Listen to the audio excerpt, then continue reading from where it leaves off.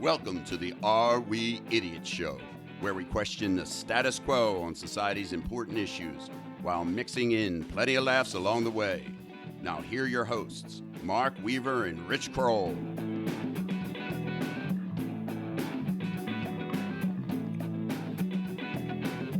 Hello again, everyone, and welcome to another edition of the Are We Idiots Show. We are your hosts, as always, Mark Weaver and Richard Kroll. A lot of excitement in the air this evening, Mark. Can I call you Mark? You can. You always can. And it's election day. Did you notice I planned that? We're going to talk about the election 2020, and we're taping this, episode 66, on local election day. And by the way, I have to get this in. Did you notice, Rich, you don't really know the songs we use, but the name of the song that we use on the intro is Since I Lied. I thought that'd be appropriate today since we're talking about Trump.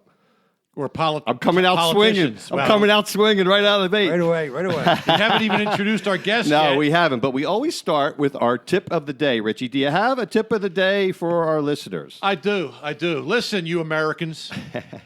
This country was founded on patriotism, honesty, sincerity, liberty. I like that part. Right? We did patriotism last episode, by the way. If you're of age, will you go out and vote, please? You got to vote. To not vote is heresy. So my tip of the day is for all you good Americans, whether you like the United States or not, or hate politicians or not, go vote. Make a difference. Yeah, people died for the right to do that. Absolutely. And as we're taping this, I think there's going to be all-time levels of popularity for the next election, 2020, which we're talking about today. And here to do that in the studio is Tom Rafferty, also known as Raff. And what I think we should start with, Raff, before you introduce yourself, is maybe it would be helpful. How did you're a local guy, you're a friend of Rich's, and Rich thought you'd be a good guest for the show because myself and Rich is a kind of halfway Trump supporter. I'm probably about a 20% Trump supporter. But I've been told that you are an avid Trump supporter. And so we thought it would be good to have that voice on the show. So you are representing all of our listeners who are avid Trump supporters. And there's lots of them, by the way. We know that. So why don't you tell us, first introduce yourself, but then also say, how did you become a political junkie? And then we'll talk later about Trump specifically. But how did you get interested in politics? I'm curious on that. Basically, I've always been involved in politics. I've always liked discussing politics. But it seems in this country we're getting so much. I guess I would say there's so much corruption and so many politicians have been in office for so long, and I'm frankly disgusted about both parties because whether you're a Republican or Democrat, there should be term limits, and I think there's sounds like a libertarian in the making. Yeah, well, the reason I like Trump, number one, is I think that he is, like he says, he's draining the swamp because these guys have been in politics for years, and there's got to be term limits, and there's a lot of shady dealings going on both sides of the aisle, Democrats and Republicans. So we'll get into Trump specifically, but did you grow up in a political family, or just kind of as you aged, you got more disgusted with the status quo and kind of just Trump is a manifestation of kind of the anti-politician? Is that kind of where you came from a political perspective? No, I was actually a Republican? Democrat. I was a Democrat for for probably 20 years, and then I switched to I was in a union. They're all pretty much Democrats, and my family was a Democrat, and my family were Democrats, and I just saw the scene and kind of went the other way. That's interesting. That's a good frame. You went the other way. Yeah, went the other way. Yes, Oh, yeah, that way. Yes, that way. That way. I think that's good for the listeners because it's important to see where you came from and where your principles are. So let's, Rich, why do you want to add in here? Why did you think Raph would be a good addition to this show when we're talking about the election? So Raph and I go way back. He is a pillar of Havertown. He may know more people than I do. That can't be possible. I didn't think it was possible, but he's got like 25,000 friends on Facebook. And we have a kind of like our text group with you That and your used to be brother before the your other guys brother-in-law, before some of our lame friends quit. We have one as well, and it's very political text group. We have a far left winger, the Yaginator, and then we have some far right wingers like Raph and Billy Gormley, and it's interesting to see the debates. And Raph, I knew he's a big Trump supporter, but not just a blind Trump supporter. He's got some meat and some data behind it. You may not agree with it, Weave. You may vehemently disagree with stuff about tariffs and all this, but he's got some good data, and he's also a bit of a nut. We've had some great humorous diatribes through the years, especially on golf trips, Scotland, Pinehurst, Kohler in Wisconsin, part of the Havertown Ryder Cup. Every guy in the Havertown Ryder Cup will be listening to this show. So I thought Raph would be the perfect guest. Okay. Well, good. We're looking forward to it. And, Raph, we always do Idiots of the Week on the show, so we're going to do that quickly. So hopefully you brought a nominee for Idiot of the Week. Then we're going to talk about Trump and him currently and how he's doing, and then also how he will stack up versus the top Democrats. And we've kind of narrowed it down to Biden, Warren, and Sanders. We kind of lumped them together, but we'll talk about both, and then Pete Buttigieg. And then we'll also posit whether Hillary Clinton will get back into the race. This could be a long show, folks. How do you pronounce Buttigieg? Yeah, you just did it. Is he French? No. And then we'll conclude the show with making our predictions. So make sure you listen to the end of the show. We're going to all predict who will win the presidency next year, who will win the House and the Senate. So make sure you stay to the end. It could be a long episode, but I think you'll enjoy it. So, Richie, you always start, and you are judge and jury. Who is your nominee for Idiot of the Week? Sure. Thanks, Mark. This one comes to us from Grass Valley, California. Area petty criminal Jimmy Saddlesent has been booked into the Wayne Brown Correctional Facility after admitting to siphoning raw sewage from a Grass Valley recreational vehicle intending to steal gasoline. Mr. Saddlesent spent the night in Sierra Nevada Memorial Hospital after ingesting what doctors estimate was as much as a half gallon from the RV sewage holding tank. Because he was sucking it to get the suction going, I'll bet. Yeah, he was trying to steal gas. Yeah. The suspect, one Mr. James Saddlesent of Penn Valley, California, was rushed to the hospital last night when police noticed the young man passed out in Condon Park, said Grass Valley Police Department. Mr. Saddlesent was rushed to the emergency room. His stomach was pumped and he was given a round of antibiotics. When he was released this morning, he was booked into the county jail on $20,000 bond. Now, the RV was parked in a driveway on Butler Street belonging to the Schultz family, who had just returned from a week-long camping trip and had not pumped their septic tank. And they had Mexican food? Imagine Mr. Schultz had a couple burritos and a half gallon of vodka, and what that sewage held, right? We're not sure what Mr. Saddlesent was thinking, said Officer Daedalus, who was the first person to approach Saddlesent in Condon Park. He's lucky to be alive. There's all these warning labels on the lid, plus it's not even close to the gas cap. All for a little gasoline. Oh, my goodness. All right, that's nominee number one. Raph, you got a nominee for us? Yes, I don't have the story in front of me, but I've read this story. It's Dan Warren from Clarksville, Indiana. There was a dispute with a neighbor where the neighbors had a rabbit, a family rabbit, and he came home one day, and the rabbit was in his dog's mouth. So he panicked. He knows how much he loved his family. Right. This family loved his rabbit. So he put it back in the cage. Well, 2 hours later, there was a massive crying, hysterics in the backyard. And sure enough, he looked out and asked what the problem was. And they said, well, a rabbit died. We buried it, and someone just put it back in the cage.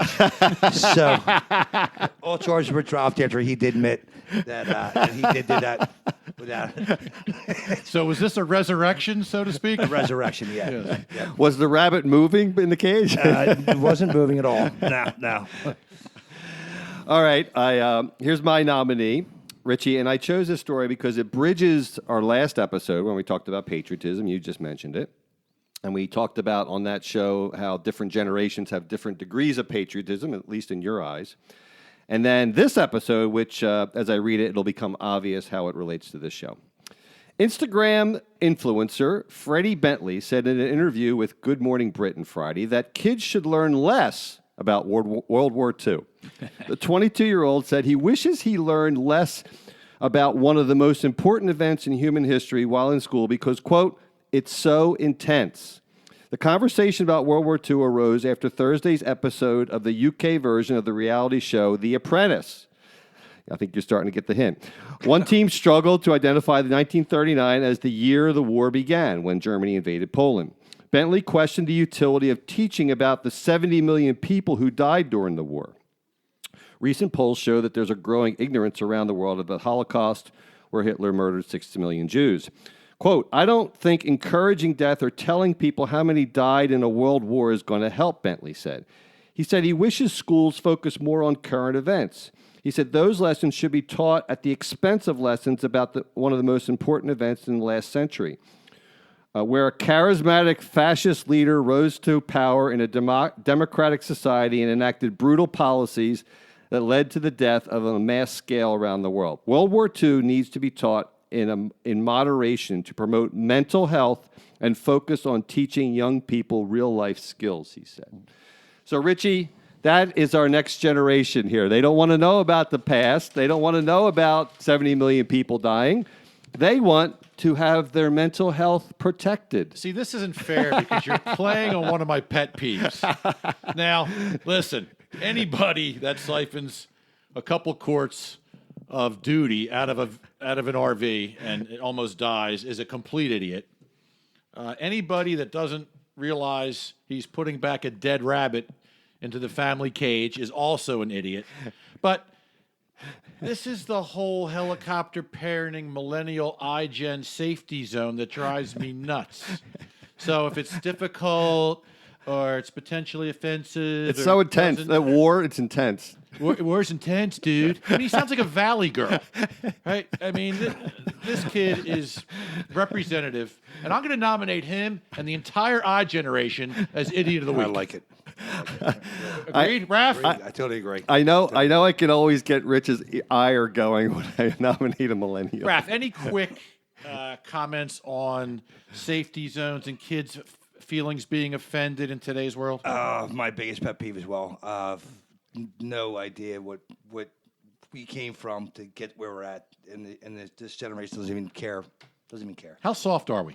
Very. Very rubbery. I mean, I don't mean you and I. I mean, well, no, we're soft too compared to Yeah. prior generations. Well, But yeah, I agree. And no, it's bad. It's these kids with their. If we go to war again, good luck. Good luck. Yeah, That's what I Good said. luck.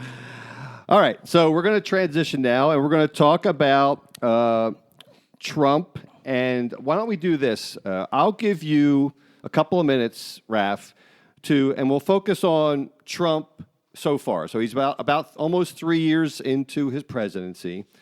So from the standpoint of an avid Trump supporter, why Trump? So why are you a big Trump fan? Give us a couple of minutes, or at least your best points on why Trump is a great president, and then we'll talk in the latter part of this segment about how he stacks up versus the Democratic competition. So, Well, especially since he was a Democrat before, it's even more interesting now. right. Yeah. So let's hear it, and then I'll try not to cut you off too much, but we'll I'm let sure you you will. we'll let I'm your ready we'll for let your it. pitch go, and you're representing the Trumpsters. Like I said earlier, my biggest the biggest reason why I like Trump is, if you look at Washington these days, these politicians are rich in themselves. Look at their net worth when they come into politics. Look at the net worth when they leave politics.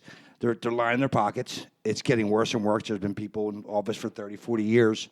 And the funny thing about that is now they're all blaming Trump for we're having a problem with the border. Like, this has been going on for how many years?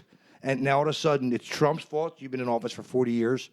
It's his fault. Everything comes down to his fault. But I just like what he's doing. I think he's doing exactly what he said he was doing, what he promised. When he was running for presidency, he's doing everything. We'll debate that. Okay. But I think he's doing what he said he's going to do. I can't think of anything he hasn't done so far that he's promised. I don't know if you can, but we'll debate that later. Yeah. Well, yeah. We will debate that. I'll give Yeah, you a turn. yeah, All right. And listen, he's not the most politically correct president we ever had. I know that.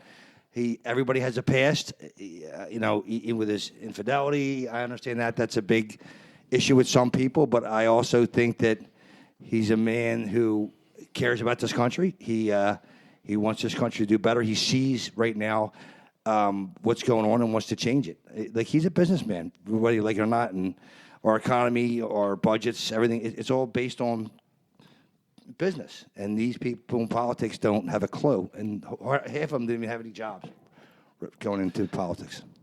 Okay, so if I just found out you're not a listener of the show, which we have to change that, Raf. But if for those people who have listened to our show, my position really is that both parties are bad. I used to be a Republican. I left the Republican Party, or I should say, the Republican Party left me. I left them on a military front, but from a fiscal position, the Republican Party, I claim, left me. And my thesis is really that there's only two things that can drastically affect our way of life. I agree with you on that, by the way. On which part? Or I think both parties are. I agree with that, I too. mean, really. But there's only two things I think that can affect our way of life credibly. One is the growth of government, and two is nuclear war. And, I think with Russia not being the evil empire as much as they used to be, I think that's less of a chance than it used to be when we were younger. Of course, we all had the drills, and Russia was the Soviet Union was the enemy. We had nuclear weapons pointed at us all the time. That was the big thing. It was communism versus democracy all around the world. But the growth of government, and I would argue both parties' malfeasance around the growth of government, and Republicans grow in different ways than Democrats. Raph, do you know what malfeasance means? No, can you let me know what that means? I don't even know what it means. No. Corruption and mismanagement. But so my theory is that it's kind of like watching Thelma and Louise, right? And if you're a Democrat, Thelma and Louise are cruising along, and they're going to go off a cliff. And if you're a Republican, you're just saying, well, just keep going, Thelma and Louise, but just slow down a little bit. So it's just a matter of time. They're both heading us off a cliff. So I contend they're both really bad, and that's why I'm a libertarian. So that I agree with you that Trump is an anti-politician in a lot of ways, but I would argue he's if he's a businessman, he's not a very good businessman. You brought up budgets. He's blowing out the budget. It's a $1 trillion budget this year. He's added $3 trillion to the national debt in less than 3 years in office. So that's the first pushback. If he's a businessman, he's not doing a very good job. Well, what about the budgets? Well, first of all, the budgets it comes through Congress. So correct. Trump does not do the budget, but he is a veto. He does have a veto, but when he did try to veto his budget, they shut the government down, if you remember. So again, he's in a quandrum where he can't. What's he going to say no? And they shut down the government, and then all of a sudden he's the bad guy again. But the reason he did was because he wanted to hold out for military spending. He wanted to increase the military spending, and he basically said, "I had to do it because I wanted to get my military spending," and they held him up for it. Which I agree, they did, but Congress does do the budget. But he has a veto, and he didn't veto it for that purpose. So the bottom line is, I don't think Trump cares about the budget because he knows that if they deficit spend, it makes him look good, and he's in it for the short term. I don't think he cares the long term about this country. That's my first pushback. Well, I totally think he cares about the country, and I think the budgets come from Congress. And on your point earlier, I completely agree with you on both sides. I think they care. I think our children are in massive trouble because of the spending. It's frightening. Right. But I do think I think he's doing a lot of things right now as far as what he's doing, bringing manufacturing here. It's so much of a quandary in Washington. It's never going to get straightened out in 3. It's going to take years. So what about you said he's doing pretty much everything that he promised. So what about the wall? The wall is getting built. No. As of July, Customs and Border Protection confirmed that no new sections of wall have been built. They've redone existing sections with new walls.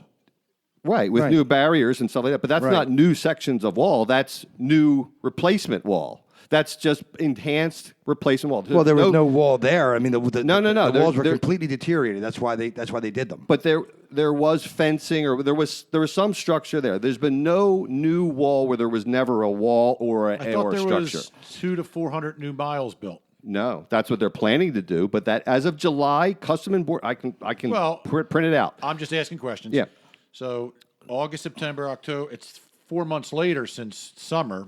Right. We And just I- said that there was right. 400 miles built of new wall. Because I've been seeing a lot on the wall in the news recently, more around Is how- Mexico still paying for it? By the way, wasn't that his promise? Wait, well, are they paying for it? Yeah, wasn't his promise that build the wall? Mexico's going to pay. Wasn't Well, that they're his not done the promise? wall. I mean, when they're done the wall, and then we'll see if they pay. How are they going to do that? It comes out of our money, by the way. So that's True, but one. you can also tariffs. I know you're not a big tariff guy, but we can do tariffs. And you know who pays tariffs, right? Well, there's two schools of thought on that as well. Why? Let's hear it. Okay, well, tariffs. It's okay. And I'll give you an example. If I am a manufacturer in Mexico and I'm going to send my goods to the United States, Right. and Trump imposes a 10% tariff, Correct. as me, as a Mexican, what am I going to do? A businessman, I'm going to put 10% on that, and you're saying the consumer's going to pay for it, right? That's The only way we can collect tariffs is in the United States. You're not allowed to go to another country and levy a tariff. The only way you pay a tariff is in this country. So what has happened is we are collecting tariffs, and a lot of people believe that China's paying the tariffs or Mexico's paying the tariffs or whatever. But so Trump knows he can get away with it, but most people don't understand economics, and the reality is that businesses and consumers pay the tariffs. Now, you can make an argument that I'll just use China because that's the most popular in the news, that China is not playing fair and that something had to be done. My contention is, we've talked about it on another show, is that there is other ways to triangulate and to gang up with our allies to isolate China and not do it by charging the American consumers. So that's what. I want to get back to you, though, because you said that he also is keeping all his promises. What about repeal and replace Obamacare? well, That was also his promise. it was problem, but Those were his main things. Build the wall, repeal and replace Obamacare. Those are his top two. He didn't do either of them. right. Well, the problem was it lost by one vote. McCain, who turned on the last minute, so you can't force people to vote a certain way. He certainly controlled tried. Congress for 2 years. He controlled both houses of Congress for 2 years. The Republicans controlled it for 2 years. He didn't get it done. So I don't know how you absolve the president. Was it a one-vote loss? Yes. Yeah, but he had 2 years No, it to was do a it, one-vote and he had loss. control. It's It was his a one vote party. loss. If McCain went the other way as a Republican, he's a traitor, by the way. They lost McCain. McCain's vote was Why is he a traitor? Because what about Murkowski and Collins? They both voted against it too. Well, McCain was the spotlight in that, and he was a Republican who. So was Murkowski and Collins. Who said he was with it the entire time until the last minute, and he switched on the last side. So they were counting on that vote. I know they were counting on it, but he didn't get it How's done. that Trump's So I fault mean, if somebody changes so their anything mind? he does is it's his doing, but anything he doesn't do, it's someone else's fault. Is that what we're doing? No, not at all. But no. But what it is how if we're having a vote, okay, and we say, okay, listen, Us three, you mean? What's us three? Just say us As an three are having. example. There's three of us, Right. Okay, so if we're having a vote and you say, yeah, I'm for it and I'm for it, right? We're all in. Us three We're or all, four. we're all in. And it's got to be it's got to be the majority wins, and then we go to vote and Rich says, nah, and I don't get the vote. How is that my fault that he changed his mind? I would think I'm a traitor in that situation. Right. So would I. And by the way, that was Especially after saying publicly that he was Right. for it. that was only going to be, quote, a skinny repeal, what they were voting on. It wasn't even going to be a full repeal. And the idiot Republicans, as part of the tax rebate that they did, or tax changes, they included the repeal of the individual mandate. So if you're familiar with what that is, that's where the government would, if you didn't buy insurance, the government would charge you a fee or a penalty. Right. And that's where Roberts, our Supreme Court pick from George W. Bush, went against the Republicans and the conservatives. And what they did by repealing that is they actually reduced the need for people to buy insurance. So healthy people stopped buying insurance, and Republicans in their infinite wisdom, and now the health insurance rates are spiking up because people don't buy insurance. What insurance is, they need healthy people in the pool to pay for the sick people. That's what insurance is. It's pooled risk.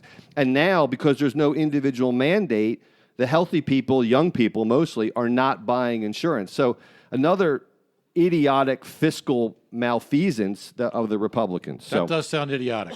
Yeah.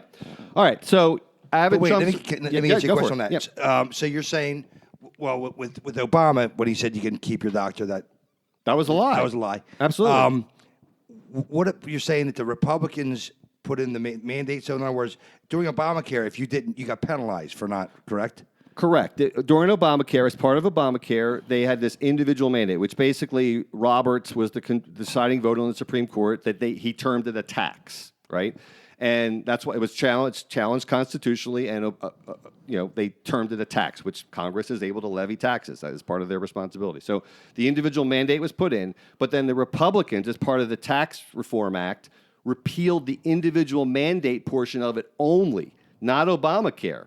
So that what they did is they created a moral hazard, and now people are not forced to buy insurance because there's no penalty, and now people don't have to buy it. So that's, we're getting into the weeds. If you a little didn't buy, bit. but if you didn't buy, you got penalized. So that's You why. used to, because that made people buy it. Right. Now there is no penalty, so people don't buy it. And now what's happening is insurance companies don't have that many people in the pool, and they have to raise the rates. Right. So it's It's also like extortion. If you don't buy it, you get penalized. So they're forcing you to buy it. So they stopped that because they don't want people being forced. That's just a circumstance of. Don't get me wrong. I don't think they should be forced, but I'm saying is the whole thing is It's not screwed white up. sword. It's not like one side was right and Republicans or Democrats. It was. It's both bad. The question is they didn't think it through the fix. That's what I'm saying. All right, move on. All right, we got to move on. Sounds like a bad one Okay. on both sides. All right, so Sure does, Rich.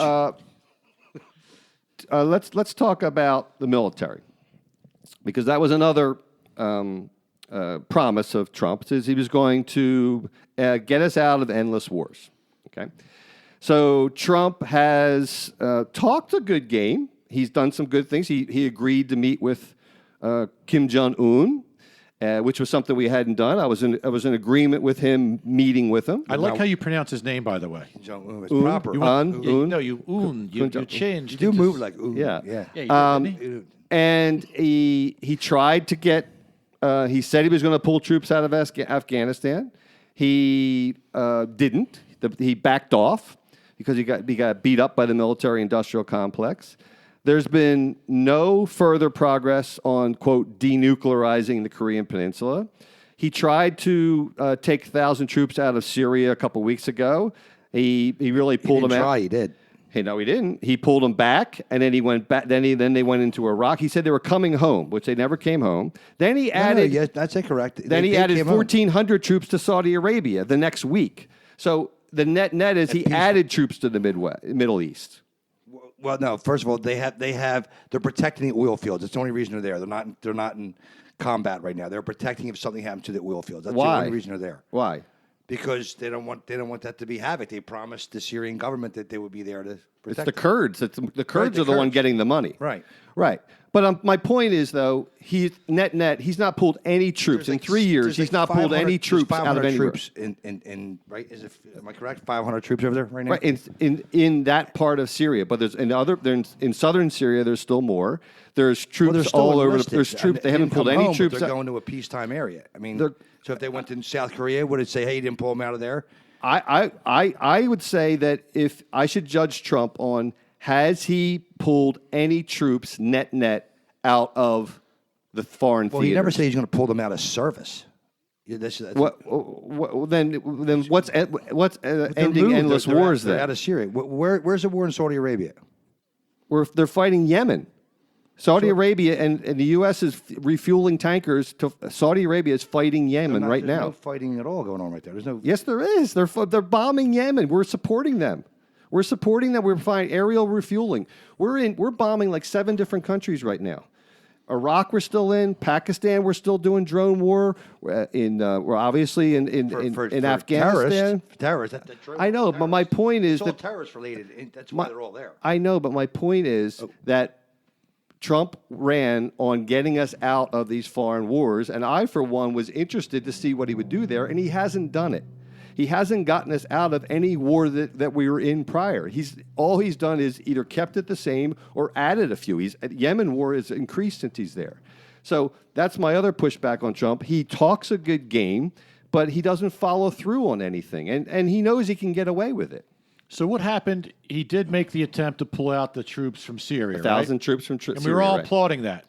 Well, No, not the everyone. Democrats weren't. No, Democrats, Republicans, everyone was against him, Yeah. right? In Washington, everyone was against him. I war's- was applauding it, but war's that, a moneymaker for politicians. They're all in the of course it pockets is. Of course it. I But totally mean, agree with that. Everybody was applauding it who said, okay, there's finally a move to get troops out of the Middle East. Libertarians were definitely applauding it, and some other people, Rand Paul and some of the other people that are anti-war, were definitely applauding it. But basically, what happened was Trump backed down because he pulled them out, then he sent them to Iraq, and then he went. Now they're protecting the oil fields, as Raf says. So they're not home. So could we say this? Even if he attempts to pull troops out, there's too much of a backlash from not only his own party and the Democrats that are making it impossible for him to execute that promise. The war party, which is comprised of both Republicans and Democrats, and the military-industrial complex and the lobbyists, are extremely powerful, and the media actually backs up a lot of this by making Trump look like he's putting our country at risk. Agreed. It's ridiculous. It's a ridiculous thing. But the point is, at the end of the day, again, Trump. He's got to own this. He is the president of the United States. He made a promise. He's not keeping it. That's my problem with him. But are there some things that a president can no longer execute by himself? No, he's commander in chief. He could pull every troop from every country all around the world. He could pull them home in a week. Tommy? Well, He's empowered to do you that. Also, can't. First of all, we've had troops all over the Mideast for 20 years, more than that. More than that. Yeah. They're peacekeeping forces. There's not active battle. We're talking, like you said, there's drone wars. There might be drone wars, but they don't have guys running in with tanks in cities. They're there to maintain. The number one reason they're there is for terrorism. Number one. I agree that the involvement of the troops has changed over time as technology has increased, but at the end of the day, we still have troops in 180 countries around the world. And if Trump ran on a portion of his platform was to end endless wars, well, I think he has a responsibility to bring some of those troops home, and he hasn't done it. So that's my. He's absolutely brought troops home. 100% he brought. Yeah, but he troops sent home. more out. Well, no. So net, more people. Not that net. More people are home than there are. No. And if they're not, they're not in wartime areas. Well- So net as far as actual active fighting is absolutely lower. Well, if it is, it's marginally. It's basically we're in every place we were before. All right, so we gotta start moving on. What's your final summary on Trump as he's doing right now? Your last pitch before we move on to how he will do versus some of the top Democratic contenders next year. Anything you want to leave the listeners with about why Trump? I know we disagree on this as far as what you say his promises are, but I mean the list of his accomplishments since he's been in office in 3 years, I think, has been better than any president in the history of this country. Basically, he's created 4 million jobs. I can go on. There's 40 bullet points for. Well, rattle off the top couple. I mean, All right. job creation's a good one. Job creation. We created more than 400 manufacturing jobs since he's been in office. 4.2% economic growth. Whoa. That I got a challenge. Last quarter. Okay, it was 1.9 last quarter. The quarter before that last was quarter is 4.2%. Yeah, well, this past quarter just came out was 1.9. The prior quarter may have been 4.2, but that's not per year. The year was 2.9%. Obama had quarters of 5.4. So I mean, if you're going to quote one quarter, then let's be fair. And Obama, I would love to debate Obama and Trump's accomplishment. well, I'm just saying that you can't Especially the cherry deficit when pick his is one 3 times quarter. the amount. Obama had a quarter of 5.4% growth in He had 8 several- years. Yeah, but he had several quarters of over 4% growth. So you can't quote one quarter. The yearly average was 2.9 for Trump last year, and that was after the fiscal stimulus. So that that you gotta cite it like it is, Raf.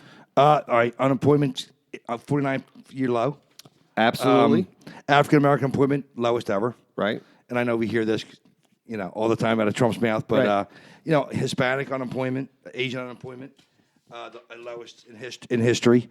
3.9 million Americans have been lifted off food stamps. I think that's huge. I think Obama was the president of dependency. I don't disagree with that. He was also the drone president, by the way. Right. Biggest passage of tax cuts in history. And I know that we can debate that as well. He's got the Olympic Games here. Whoa, now. Whoa, Raph. Going to the common man there. Man, that was No, but big. I think one of the big things is the right to try, too. I think that's very important. I think it's great for people who are on their last leg. I think that was great. I totally agree with that. By the way, criminal justice reform, which you may, as a conservative, you may not like that, but I like that. I like Neil Gorsuch to the Supreme Court. That was a great pick from a constitutionalist perspective.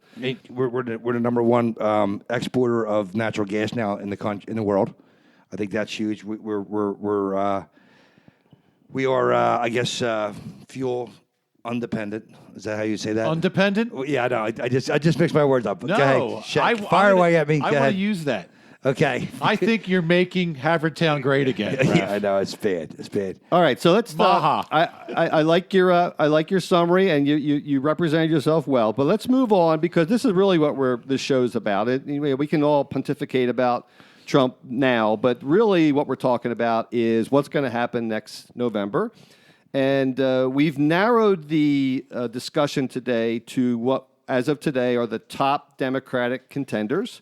And let's be honest, none of us know what's going to happen over the next year. None of us know whether someone's going to be elected or not. This is all educated speculation. But I think if you look into it, the top 4 contenders right now are Joe Biden, Warren, and I'll include Warren and Sanders in the similar wing. Right now, Warren is the leader. A lot of people believe Sanders, due to his health, his age, and maybe he's just not the newest candidate, the newest socialist. So we'll just include Warren and Sanders in the same breath. And then up and comer is Mayor Pete Buttigieg, and then we'll at the end we'll talk about whether Hillary gets back in. So let's talk about first. The leader so far has been Joe Biden. Uncle Joe. And Rich, I'm going to ask you to be the Sleepy Joe.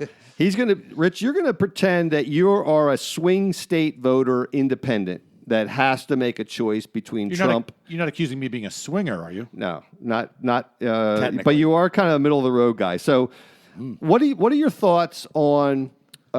Just out of the gate, and again, most people believe it's going to come down to Wisconsin, Michigan, Pennsylvania, Ohio, Florida, maybe Virginia or North Carolina, one of those. But those 5 swing states. What is your thoughts about if you have a choice between Trump and Joe Biden? What are your thoughts? What are the pros and cons of each? So my biggest premise is that, look, I don't think. I don't agree with Raph that, Trump's 100% the greatest president who ever lived, and I surely don't agree with the Trump haters that he's 100% the worst president that ever lived. I think he's done some good things, and he's attempted some good things. I also think he's a social media idiot, and he just sets himself up. He'd be so much more popular if he wasn't this wannabe celebrity type that was always tweeting. And I know Raph said that's his only method to really address the left-wing press that is against him. But he kind of causes his own problems, a lot of self-inflicted wounds. Right. But here's the deal. The Democrats have a true opportunity to replace Trump. But they've been such an idiotic group focused on all the wrong things with all these wish hunts. And even the common man looks at it like, guys, you're chasing rat holes. You're not focused on what's good for the American public. You're not explaining to us why the Democratic platform on each of the points you just brought up, how they'll do better than Trump's done. They're focused on the Ukraine and affecting the election and collusion and all this stuff that, there's bits and pieces of it, but for the most part, they're turning off the American public. So Joe Biden, give me your read on Joe Biden versus Trump. I mean, how does that break down? Comes off as like Mr. Magoo. And Worse. Joe Biden actually makes Trump look good. I mean, Raf just showed me a video where he's got his back to an audience. He's speaking to the blue screen for 3 minutes. He's just coming off as incompetent. Maybe 25 years ago, but he's coming off as too old and senile to run the country. What do you think, Raf, about Biden versus Trump? I agree, and not to be, he just really comes off like an idiot. He says the wrong things constantly. He's been historically wrong. I just don't think he's smart enough for, and he's way too wishy-washy. I mean, look at some of the footage. He says this, and then next thing it's, like, for instance, when they say we need a As wall. opposed to Trump's consistency, you mean? Right. Well, listen, I don't disagree with Let's Rich. focus on Biden. Well, no, it's Trump versus Biden we're talking about. Right. I don't think it's. I No, it don't is? disagree. Yeah. Trump should maybe sometimes shut up. Listen, I agree because what did he just say? I get it, but he also has no other avenue because the other media is constantly at him, and we discussed that before. But I just don't think Joe Biden has it. I think he's going to continually make a fool of himself. Right. Till it happens, and people are like, we can't have him as president. And I have no bias towards him, but I mean, So he's seen as the moderate in the Democratic race, and a lot of people think because Trump, pulled the sweep of the Midwest last election, that he's the best positioned to get the blue collar vote, which Trump won last time and got him the election, frankly. So I agree with you both that Biden seems to be failing, intellectually. He just doesn't seem that sharp. He just doesn't seem with it. He seems like he's showing his age. But, there's a lot of anger against Trump. Trump has very poor favorability ratings nationally.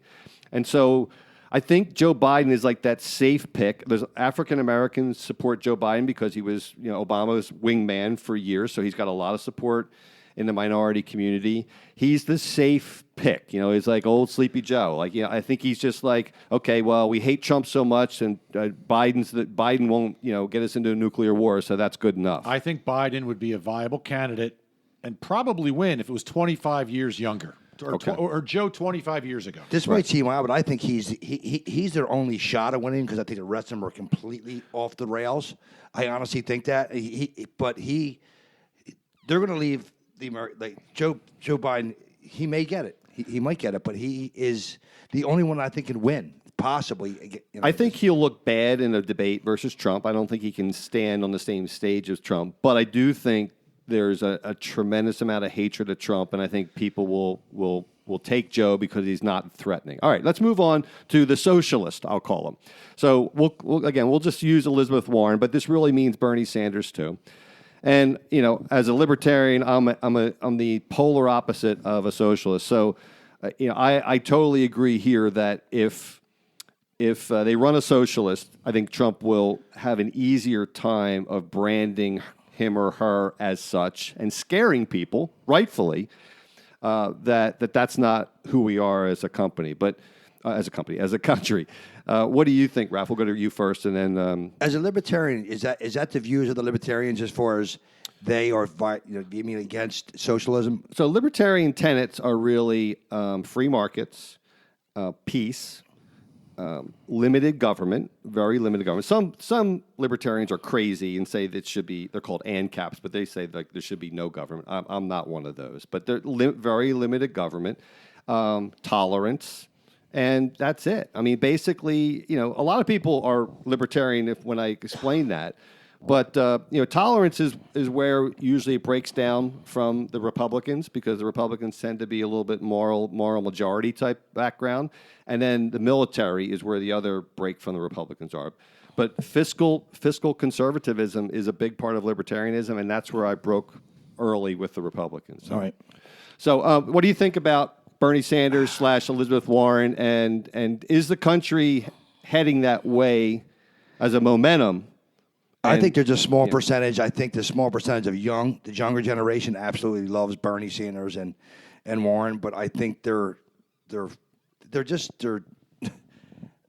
uninformed. They think they hear something free college, because that's the biggest problem facing these kids today is with college debt. Someone throws it out there and they rally around it. They're going to wipe out the college debt. They just want to let it go. Because the government makes money. What could go wrong? Yeah. It's really ridiculous that these younger generation even thinks that way. But even with Bernie Sanders, his his plan is so expensive, we'll be bankrupt. Right. Yeah. She came out this weekend with a expose of her plan. It said $21 trillion Medicare for all, Most additional expensive spending in the world. Most people, independent analysts say it's going to be at least $34 trillion. So she's off by $13 trillion right out of the gate. So, Richie, what do you think about the socialist wing? And as Raf says, I think there is some momentum, from the younger generations because they never really experienced socialism like when we were young. We heard about it from the Soviet bloc. But what do you think about that and the voters? Don't even get me started on socialists. Unfortunately, as we did a couple shows and touched on this, today's youth is brainwashed in our far left-wing university system. And I've read a lot of books on this about what the professors are teaching and the rallies and the campus stuff. And a 17-year-old or 19-year-old has no clue. Of course, free healthcare and free college and free house and free car and free everything sounds like a great life, and working 20 hours a week and retiring when you're 35. It is so delusional. And I blame our universities and some of the parents that just allow this education to happen and not confront their children or educate their children. Anyone that understands socialism is a nightmare. Or back socialism is a nightmare. To me, if I had a choice I had to pick between Sanders, Warren, and Uncle Joe, I would take Uncle Joe. I think these people will bankrupt the country. I think it sounds good on paper, but it's so idiotic with no math behind it. There's no math. It is mind-blowing that intelligent people can be proposing this stuff. I am so anti-socialism platform. There you have it. I'll vote for Trump in a heartbeat over those two. Well, healthcare is the number one issue, even amongst Republicans, and they're tapping into what I would call a broken healthcare system as it exists today. Obamacare made it worse, but we did a show on healthcare, so we won't go into it on this show. But basically, that when you have a third-party payer and there's no price discovery, you're going to have problems, and that we have, that's why healthcare costs are rising way past the cost of inflation. That's why college is rising way past the cost of inflation, because government has intruded into these free markets. The younger generation also feels as though I think they're so aloof that they actually think the government makes money where they're going to. They're going to pay out of the pocket. The big benevolent government. Right. It all comes from us. Yeah. They don't understand it. It's going to come out of their taxes for the rest of their lives. They're very, very uninformed, and it's sad that they think. Raph, it is sad, but by the way, for your listeners that can't see us live, your hairdo looks excellent tonight. I put some gel in to see. Yeah, it looks really good, does. right? It does. All right, so we got to move along. So let's talk about Pete Buttigieg. I actually think Are you pronouncing that correctly? Buttigieg, yeah, I think is. so. Mayor He is. Pete. He is. Would you prefer Mayor Pete? Mayor Pete. I can't pronounce that. Okay, so he's interesting to me because one, he would be Rich, I'm not a big baby boomer fan. No. I think baby boomers have been profligate, Overrated? a profligate generation. I'm one of them. I think we've done a really poor job. When you think about, Clinton, Bush, Obama, and now Trump, all baby boomers, they've all done a horrible job governing. They've raised the national debt over $23 trillion, gotten us into all these kind of wars. I don't think we've done I think it's time to pass the generation to the millennials, and I think Mayor Pete would be the best candidate. I'm not talking about me because I'm a libertarian. I'm not voting for any of these people, but if I were a Democrat, I think he would be the most attractive candidate because he's homosexual. So he checks that box of a protected class. It's cool to be homosexual He's wicked smart. in today's world. They're a tiny percent. He's wicked smart. He's a Rhodes Scholar. Went to Harvard. Rhodes Scholar. He's a Navy. He's a veteran. So he checks a lot of boxes. I'm starting to like him more now that I know this. Go to his district and take a look at what he's doing down there. It's absolutely horrendous. Are either one of you going to use the word malfeasance again? No. No, but the last word he used, I didn't understand. But Profligate? yeah, profligate means spending beyond your means. But no, Raph, you are profligate. Yes, very profligate. But no, so he's got one idea which I think is nice, which is he's going to expand the ways in which young people can serve, not mandatory. Serve. So there's like 25,000 national like Peace Corps, that type of thing, ways you can serve. He's going to expand that. I think it's a good way to bring our country together. He's going to do criminal justice reform, expand it beyond what Trump did. There's lots of things I think is crazy. He's for Medicare for all that want it. So, but he's not like Bernie and Warren, where they're going to force people that have a government-sponsored health care. He's saying if you want it, you can get on it. If not, you can keep your private plan. So I think he's a little bit to the left of Biden, but he's not as crazy as Sanders and Warren. So what do you think about him for what you know of him? I mean, what you're saying, I don't think is bad. I like the military thing. I'm very pro-military. You were almost a Rhodes Scholar. Yeah, correct? I was almost a road scholar, but I could not find a road. No. That was That was the problem. That was it. There was no lights. There was no lights at all. I think that his own district is a mess. I'm a big believer. If your house is in order, you can run somebody else's house.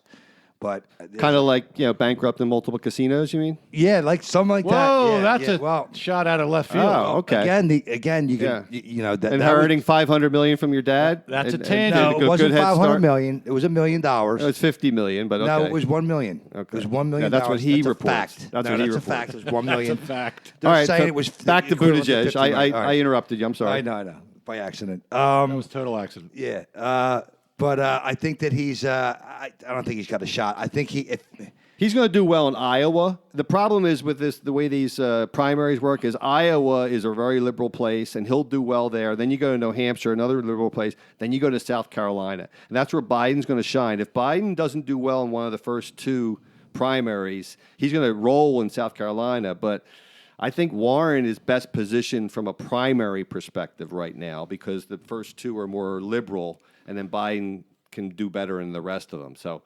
it is a quandary of candidates. It's like you can't. Yeah. It's such Yeah. it's such a disconnect with. There's not one you can sink your teeth in fully. No. No offense. Any, Ralph. any No thoughts on offense. Buttigieg or Mayor Pete? You I don't think- really know. I think he checks some boxes in 2020 that are it's a cool combo, right? Rhodes Scholar, Navy vet, gay guy. I mean, it's a pretty cool combo. The millennials must love him. They must, but to Raf's point, he doesn't even have his own district flourishing or well greased. So I don't know how a guy like this pops up kind of out of nowhere. I mean, Obama was kind of a nobody before he came on. I mean, he was basically a community organizer, and he was one-term senator, and next thing you know, he's a two-term president. The problem is the Democrats started with like 25 possible people, and then they've narrowed it down. So in do the old Republicans. days, but in the old days, you get everybody behind one guy as early as possible, one gal now as early as possible. They just have so many Yeah, but flighty, they'll consolidate. flitty, They'll consolidate. quandary type people. The hatred of Trump will consolidate them. All right, so let's really The quick. hatred of Trump. Where are you getting that from? You getting that from polls? Yeah. Well, I mean, that's the same polls at the election, or no? Well, there's all kinds of Because polls. they were totally off. Well, they weren't really that far off. When Hillary won, way off. Hold on the Electoral College, I agree with you, but Hillary won the popular vote, right? That's what polls are taken on as a popular vote. Hillary did win the popular vote. And the Electoral College, the way that went, it was about 75,000 votes amongst those states that swung those states, and that was a big electoral win. But you can't trust polls, especially left-wing I mean, polls. I think. Well, the Fox News poll is basically saying a 50% majority want Trump impeached. So should we not believe a Fox News But poll? but did you see how they broke that down? I did, but we got to move on. Okay. So Hillary, is she in or out? We don't have time to discuss it. Is she going to get in? No shot. Is she going to get in? They may not have a choice. So your prediction is she will get in? Are we doing I don't predictions know. now? No, just with I regard to don't know. Hillary. I think they're in such trouble with these candidates. There's a shot that she might get in. I actually think there's a better than maybe I'll call it 65%, 66%. I agree with chance that. she gets in because first of all, she feels like she gets robbed last time. She feels she's entitled to the presidency, and she already lost once. What's she have to lose? Twice she lost. Well, yeah, twice. Yeah. What's she have to lose? All right, I'll take my comment of no shot off because when I think about her compared to the other candidates, the idiocy and inconsistency of the other candidates actually give her a chance. If Biden goes really off the wagon and really plummets, that's when I think she jumps in. You mean because if he stops drinking? Yeah, well, I don't know about that. All right, so we only got a couple minutes left. What are your predictions for next November? Who will win the presidency? who will retain the House and who will retain the Senate. Richie, we'll start with you. I'd like to do it this. I'd also like to say We got about 3 or 4 minutes. 2 candidates.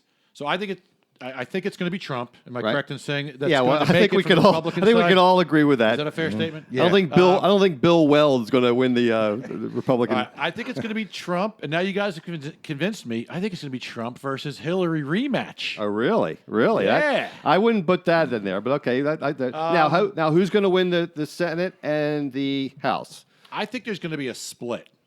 Right.